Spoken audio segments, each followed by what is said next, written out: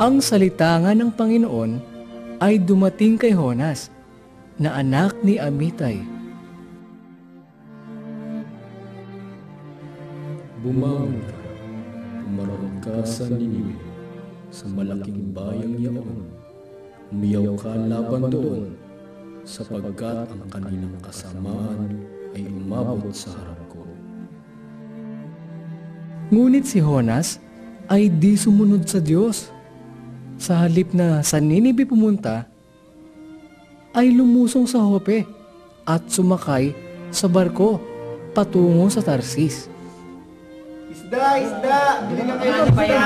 Biyaheng Tarsis ba to? Ito ang bayad ko. Punta ako dun. Sige, akit na, lalakad na. Ngunit ang Panginoon ay nagpasapit ng malakas na hangin sa dagat at nagkaroon ng malakas na unos sa dagat na anupat ang sasakyan ay halos masira. Takot na takot ang mga tao at nagsitawag sa kani-kanilang Diyos.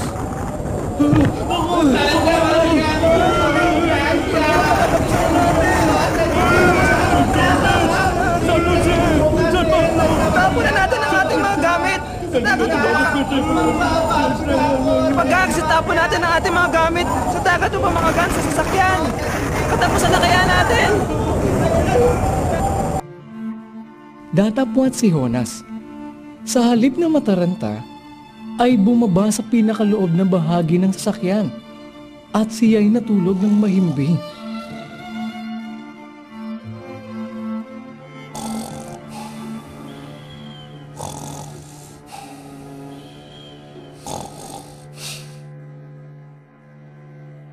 Nilapitan si Jonas ng puno ng sasakyan nang malamang siya'y walang pakialam sa mga nangyayari. Hoy! Matutulugin! Nagkakagulo na kami dito! Halos mamatay kami sa nervyos! Ikaw na may prenteng-prente dito! Tumawag ka man lang sa Diyos mo! Baka sakaling tayo huwag mamatay lahat dito! Ang sarap-sarap ng tulog ko. Storbo naman. Nang magkagayoy, isa sa tripulante ang nagbigay ng suhestyon. Alam ko na, magsapalaran tayo upang malaman natin kung dahil kanino dumating ang kasamaang ito sa atin. Oo nga, maganda naman ang panahon kanina umalis tayo sa Jope. Bakit biglang-biglang may bagyong dumating? Siya nga. Tiyak na may dahilan ang pangyayaring ito. At sila'y nagsapalaran at nahulog ang palad kay Jonas. Saan ka ba galing?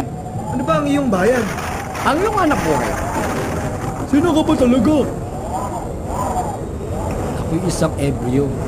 Inutusan ako ng Diyos na tumaroon sa Ninive para sa isang misyon. Ngunit ako'y natakot at ako'y tumakas sa harap niya. At balak kong pumunta sa Tarsis. Ano? Napakalaking kamalian ang ginawa ko. Idinamay mo pa kami. Anong gagawin namin sa'yo para tumahimik ang dagat? Nakakaawa ka namang gulpihin. Buhatin ninyo ako at ihagis sa dagat. Sa gayong paraan ay tatahimik ito sa inyo. Alam kong dahil sa akin, kaya dumating ang malaking unos na ito. Ano? May tagabuhat ka pa! Pilitin nating pakilusin ang barko at ilapit sa lupa. Gumaod kayong maigi. Dali! Sige! Gaod ng gaod! Ngunit lalong umunos ang dagat laban sa kanila. Nagsidaing sa Panginoon ang mga tao sa barko.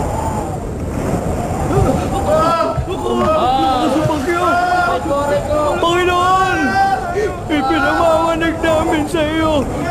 Huwag mo kami ipahamak dahil sa buhay ng lalaking ito. At huwag mong ihulog sa amin ang walang salang dugo.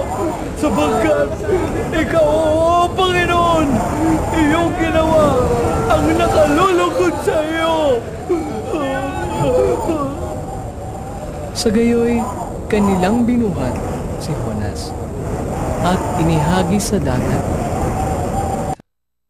At ang dagat ay tumigil sa kaniyang puot Natakot na mainam ang mga tao at sila'y naghandog ng hain sa Diyos at nagsipanata. Salamat po, Panginoon! Salamat po, Panginoon. Magbayo na ako po. Salamat po! Salamat po!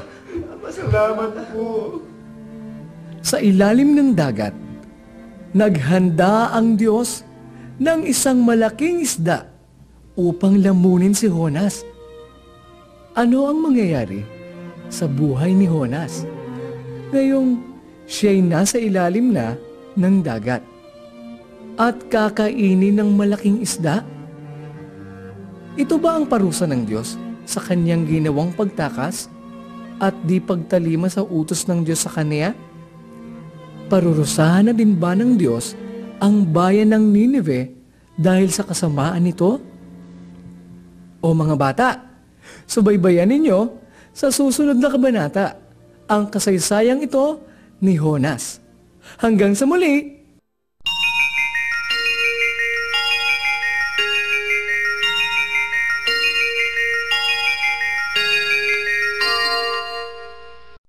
Hey kids! Gusto niyo bang maging masaya araw-araw?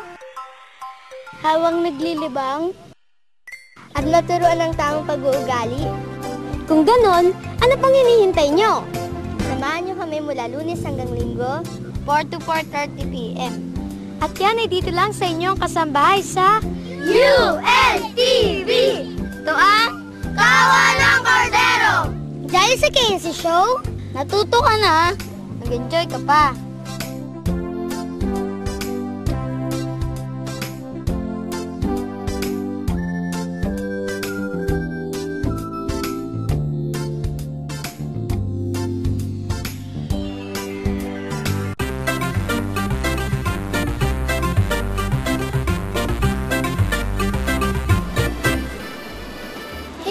What's up? Nothing much. I'm just studying at this family tree. Kuya, can I look at it? Sure, grab a chair. Kuya, what's that for? Well, this is the history of my family, you know, my ancestors. This is my great-great-great-great-grandfather. Interesting. Yeah, well, did you know that Jesus has a family tree in the Bible? Really? Yeah. In fact, there are 42 generations between him and Abraham.